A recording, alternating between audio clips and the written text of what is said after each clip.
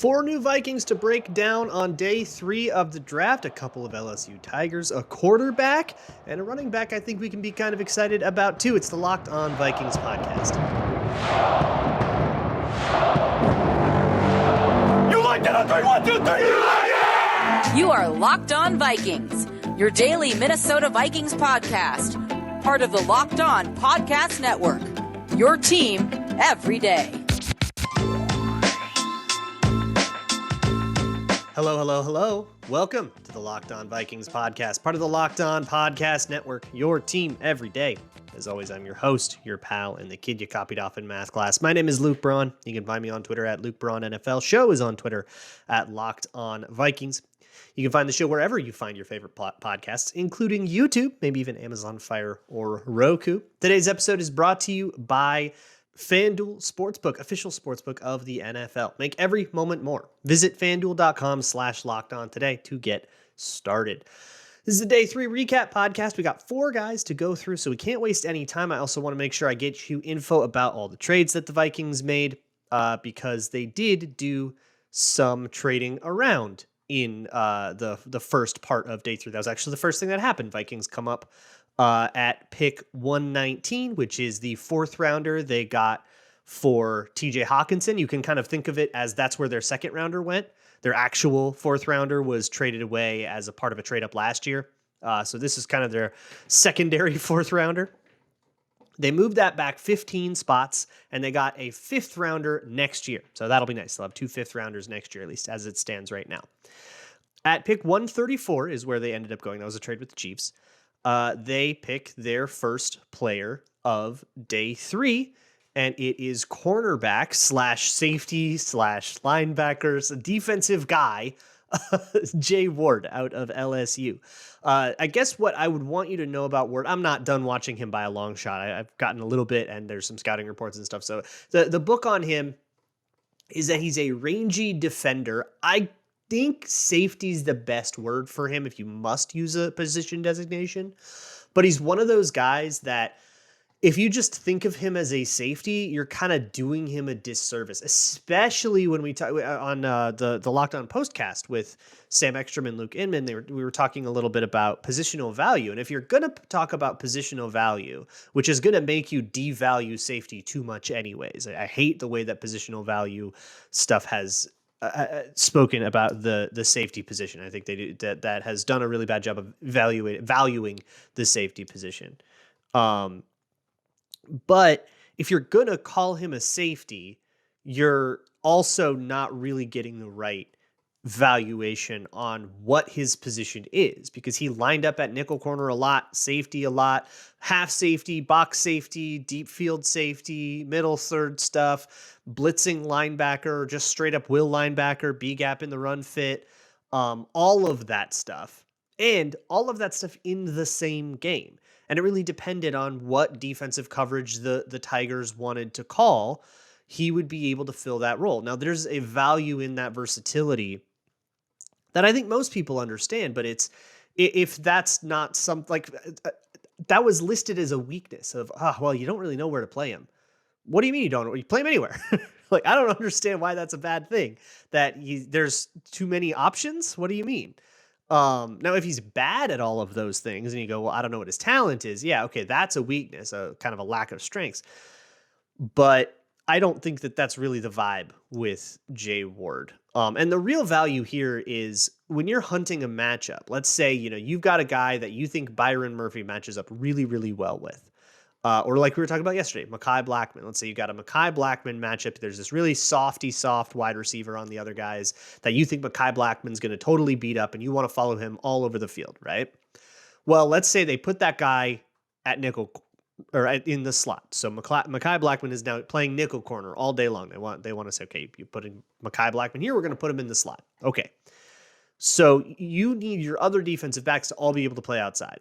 Now, let's say the next game, there's another soft wide receiver. You put Mekhi Blackmon on him, but that receiver is an outside receiver. Well, now you have a void in the nickel. Who goes in the nickel? You need the guy to be able to come in and play nickel as well, or you at least need somebody who can play nickel as well. So having that versatility allows you to say, well, man, Lewis Cine is the perfect matchup for this particular guy, But if we're going to put him in man coverage, that means we need another guy to play safety. Okay, that's where Jay Ward can come in. And also just be able to move around the formation and be really difficult to surmise for quarterbacks. Quarterbacks couldn't look at LSU number 5 and figure out what the coverage is because, well, I don't know, he can play free safety, so he could line up here. He can play nickel, so the fact that he's, kind of lined up as a will linebacker on the strong side of the formation doesn't really tell me if he's going to actually play linebacker or a hook zone or a whatever. Like, it's really difficult to figure out because there's so many different things it could be.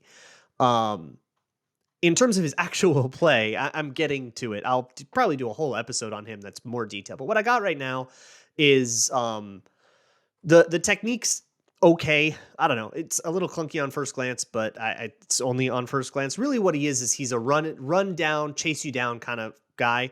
If you throw a flat or throw a screen or something like that, that's kind of where he's at his best.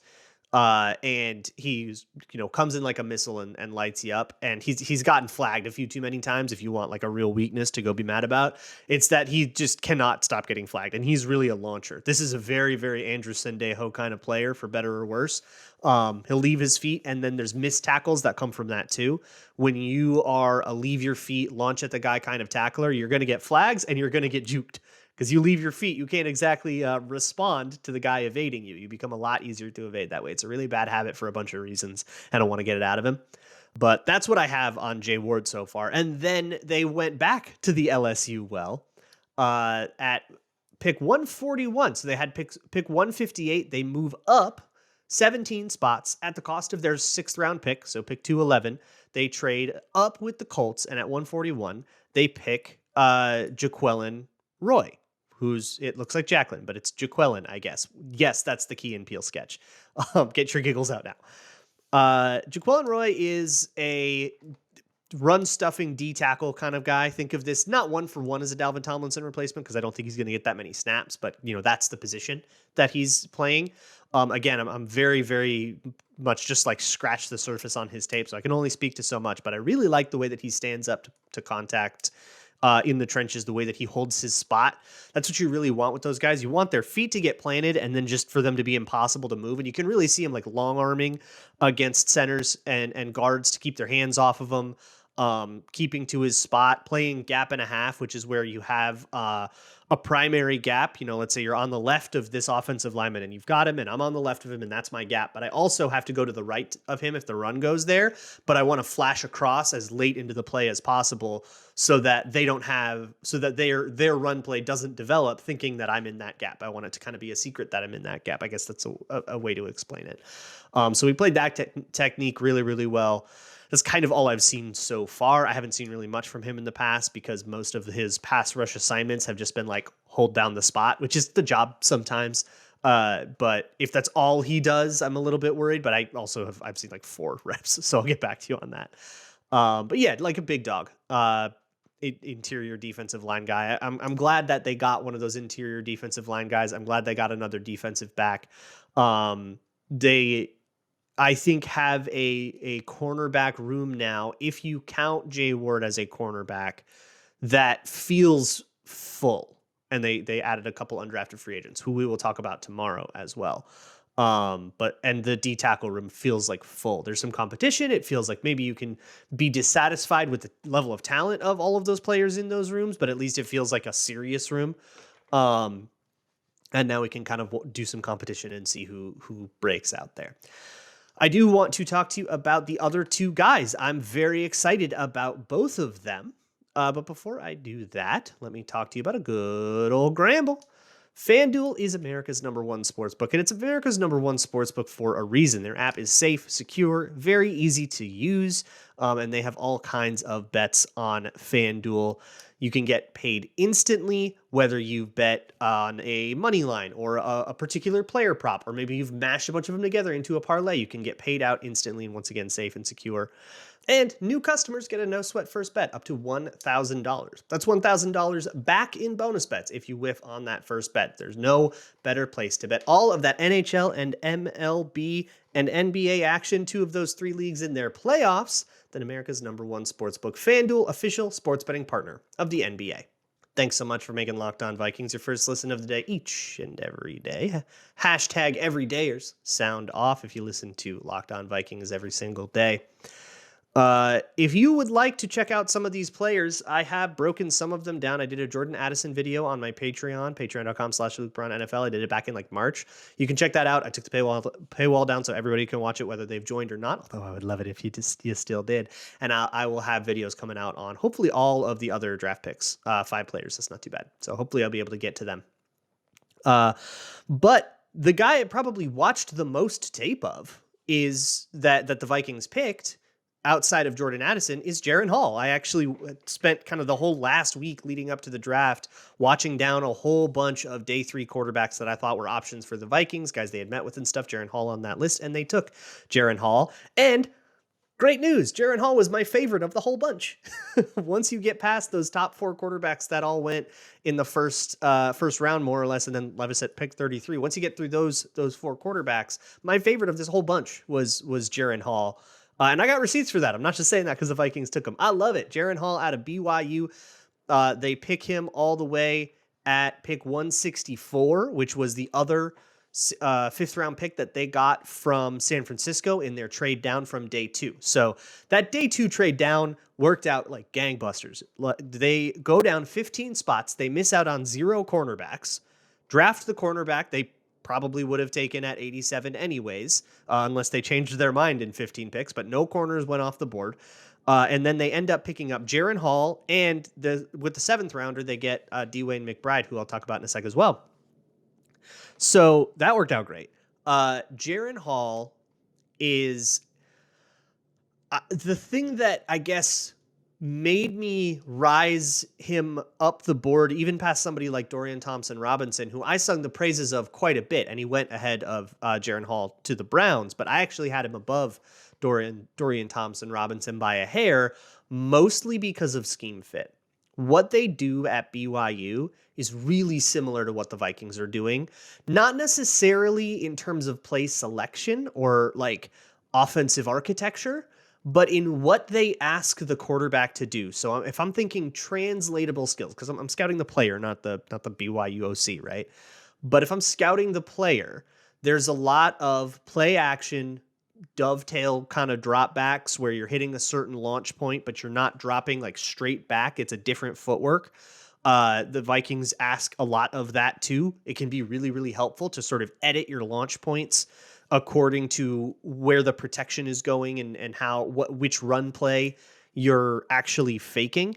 It's this sort of symbiotic relationship between run and pass. If you're going to do a trap protection, which looks like power, you have a pulling guard, the ideal launch point for the quarterback might be a different place, left or right, depending on how you usually run that run play, because the play action should look like that run play, and that's going to determine where the O-line is, and that's going to determine what the best O-line angles are, what the best like protection angles are. So where do you want the quarterback to be?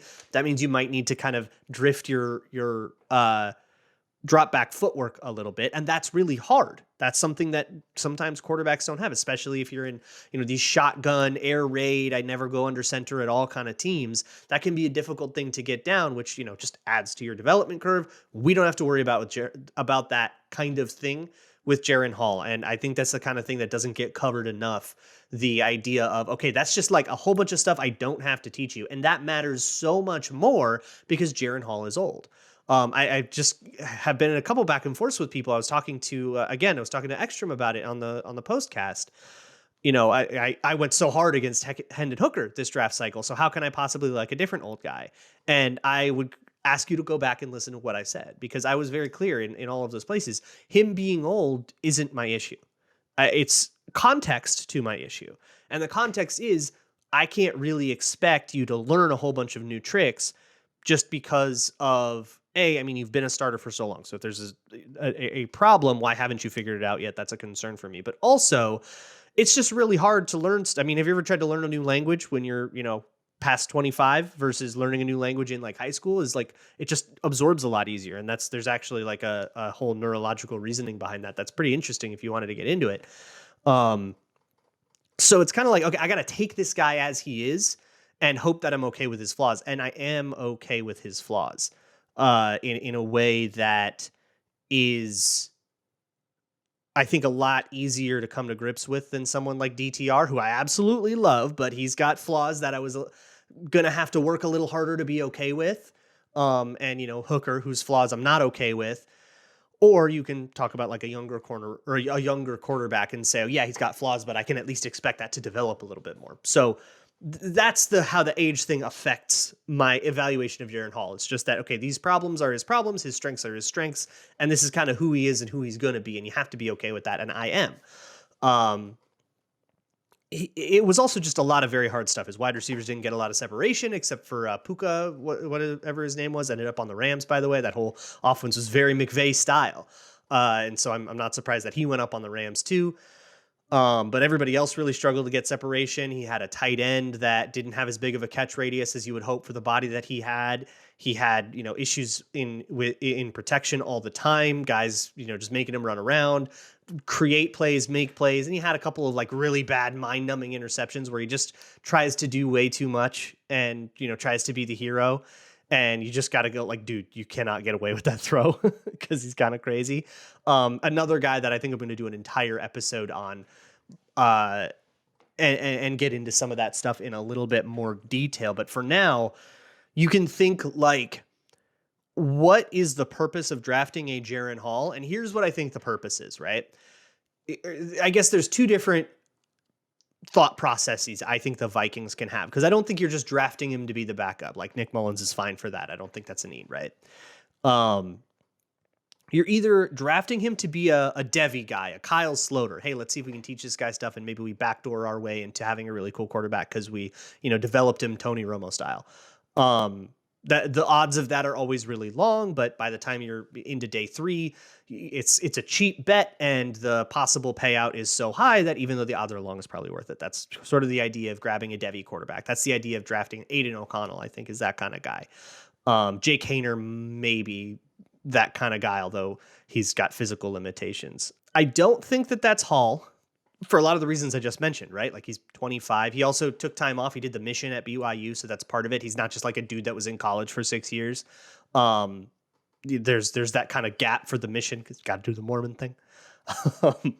But I think instead it's, okay, this guy maybe is a bridge quarterback. And assuming he translates to the NFL and he actually adjusts to all the new levels of intensity in the new playbook and all that stuff, which is a risk for every single rookie, all the way from Bryce Young down to whoever Mr. Irrelevant was. Every single one, undrafted guys, all of them have to deal with that, right?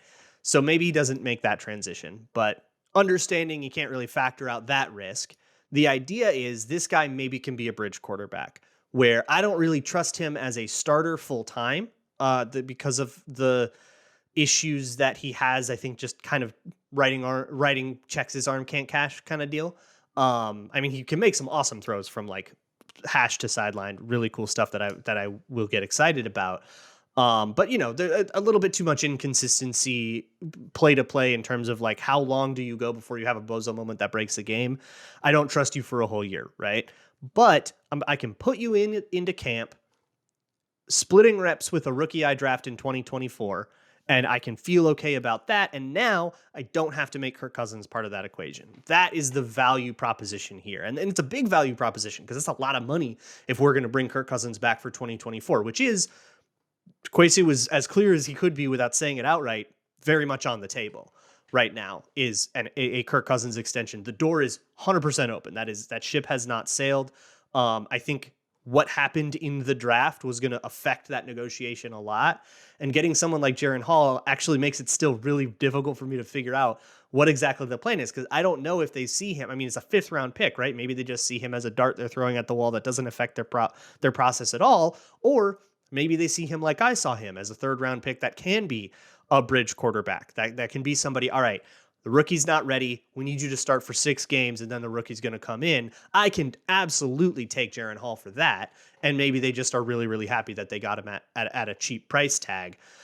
If it is the latter case, and you can say, all right, great, now we don't need to deal with, tens of millions of dollars fully guaranteed for this year.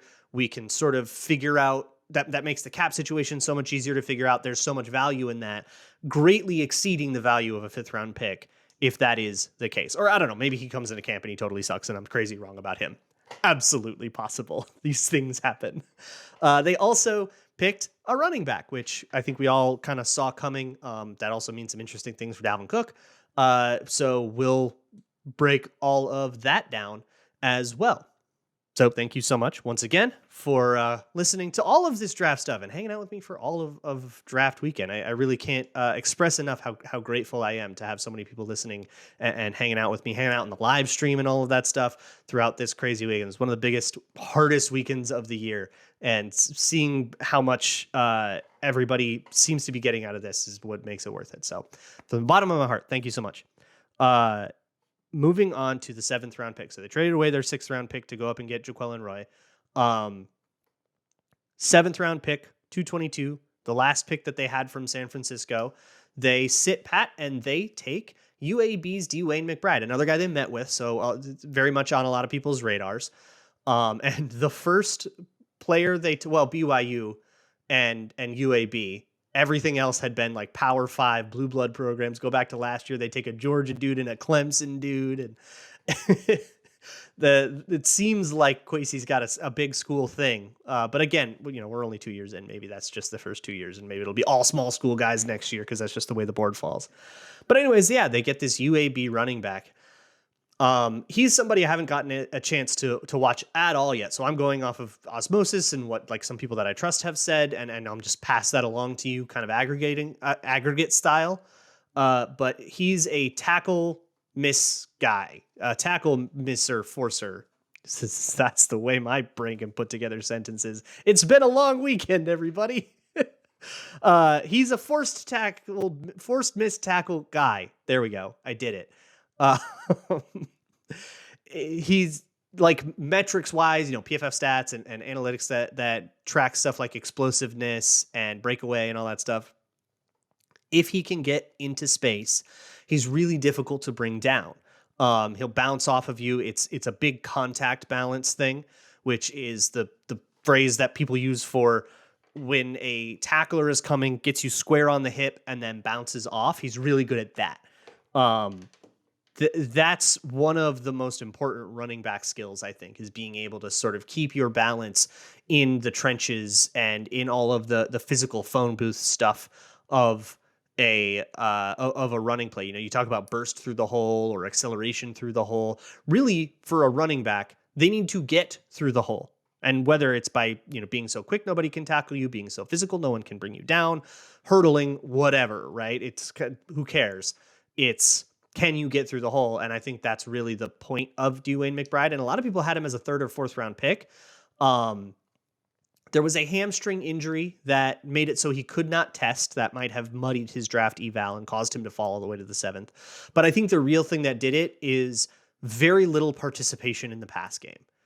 So that makes him a much more difficult option to stomach in a committee where you don't necessarily want, like, you can specialize your committees some, but you don't want them to be tells. You don't want, McBride's coming out. That means it's a run play because he can't do anything in the pass.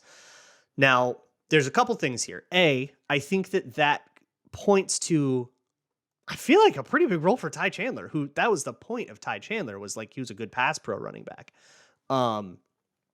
But also, and this means very interesting things for Dalvin Cook, right? Even though it's just a 7th round pick, like a 7th round pick isn't going to be replacing your starter. We already kind of know that Dalvin Cook's maybe on the outs, whether it's a trade or a cut or a post-June cut.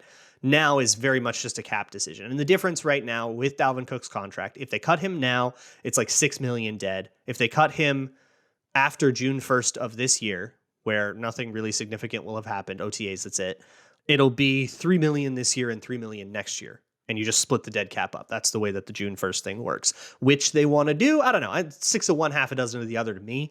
But that will kind of determine whether or not they do it now or they wait. Or they could also wait and try to work out a trade. Maybe a trade's easy. Maybe they want to work out a trade, but they want to wait till after June 1st to do the trade, because then the dead cap works the same way there. So there's still a lot of questions. I don't exactly know what the plan is. By the next time we talk, it could have happened.